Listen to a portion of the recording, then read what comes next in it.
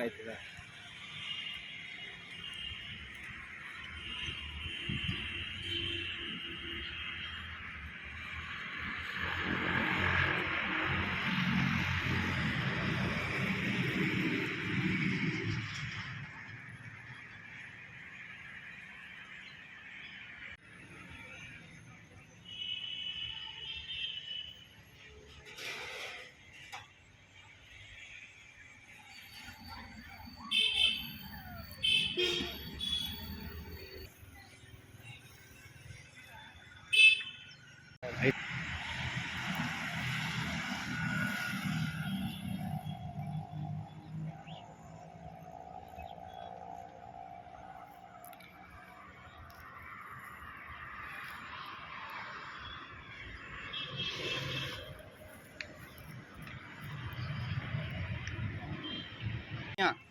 ನಂಜನಗೂಡು ತಾಲೂಕಾದ್ಯಂತ ಸಾರ್ವಜನಿಕ ಬಂಧುಗಳೇ ಹಾಗೂ ನಂಜನಗೂಡು ಹಾಲಿ ಶಾಸಕರಾದಂತಹ ದರ್ಶನ್ ಧ್ರುವನಾರಾಯಣ್ ಸಾಹೇಬ್ರೆ ಹಾಗೂ ನಂಜನಗೂಡಾದ್ಯಂತ ಉನ್ನತ ಮಟ್ಟದ ಅಧಿಕಾರಿಗಳೇ, ಏನು ಈ ಒಂದು ನಗರಸಭೆ ನಂಜನಗೂಡು ಆ ಒಂದು ಸಭೆಯಿಂದ ಕಾಮಗಾರಿ ಹೆಸರು ಹೇಳ್ಕೊಂಡು ಸ್ವಚ್ಛ ಭಾರತ್ ಮಿಷನ್ 20 ಅಡಿಯಲ್ಲಿ ನಂಜನಗೂಡು ನಗರಸಭಾ ವ್ಯಾಪ್ತಿಯಲ್ಲಿ ಶೌಚಾಲಯ ನಿರ್ಮಾಣ ಕಾಮಗಾರಿ ಅಂತೇಳಿ 25 ಲಕ್ಷ ರೂಪಾಯಿಗಳನ್ನ ಬಳಸಿ ಇದೊಂದು ಶೌಚಾಲಯನ ನಿರ್ಮಾಣ ಮಾಡ್ತಾರೆ. ಲೆಕ್ಕ ಶೀರ್ಷಿಕೆ ಅಂತೇಳಿ SBI 20 ಲಕ್ಷ ಹಾಗೂ ಸಾಮಾನ್ಯ ನಿಧಿ 13 ಲಕ್ಷ, ಒಟ್ಟು 25 ಲಕ್ಷ ರೂಪಾಯಿನ ಬಳಸಿ ಈ ಒಂದು ಶೌಚಾಲಯನ ನಿರ್ಮಾಣ ಮಾಡ್ತಾರೆ ನಗರಸಭೆ ವ್ಯಾಪ್ತಿಯವರು. ಆದರೆ ಈ ಶೌಚಾಲಯನ ಯಾವ ಪುರುಷತ್ವಕ್ಕೋಸ್ಕರ ಈ ಒಂದು ಶೌಚಾಲಯನ ಮಾಡ್ತಾರೆ ಅಂತ ಗೊತ್ತಿಲ್ಲ.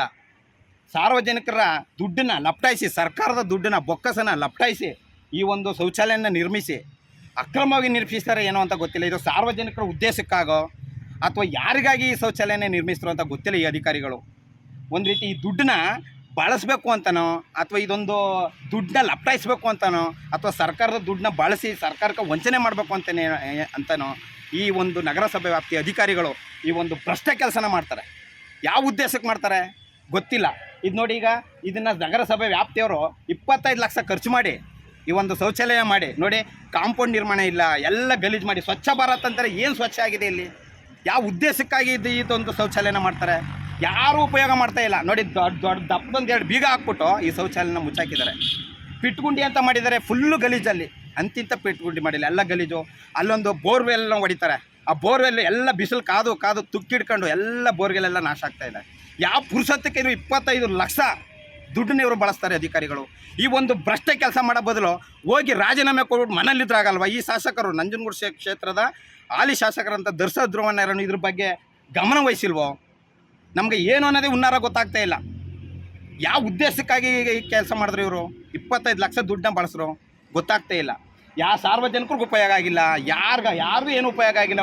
ಬಿಲ್ಡಿಂಗ್ ಕಟ್ಟಿ ಬೀಗ ಹಾಕಿ ಬಿಡ್ಬಿಟ್ರೆ ಹೊರತು ಯಾರಿಗೂ ಕೂಡ ಉಪಯೋಗ ಆಗಿಲ್ಲ. ಎಷ್ಟು ವರ್ಷ ಆಗಿದೆ ಸರ್ ನೋಡಿ.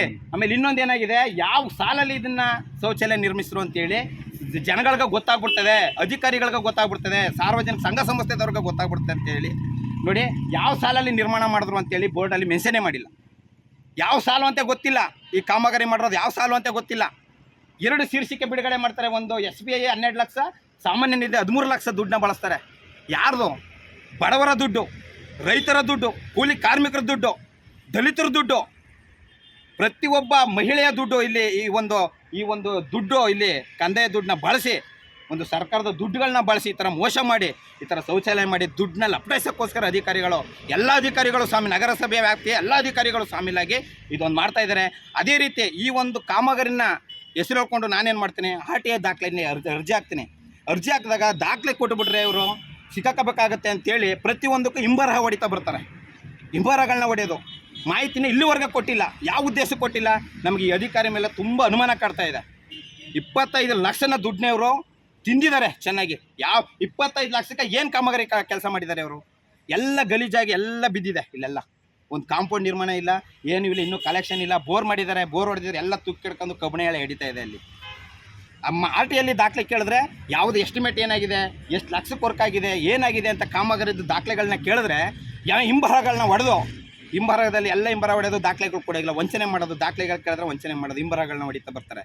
ಯಾವ ಉದ್ದೇಶಕ್ಕೆ ಇವರು ಹಿಂಬರಹ ಹೊಡಿತಾರೆ? ನಮ್ಗೆ ಅನುಮಾನ ಬಂದಿದೆ.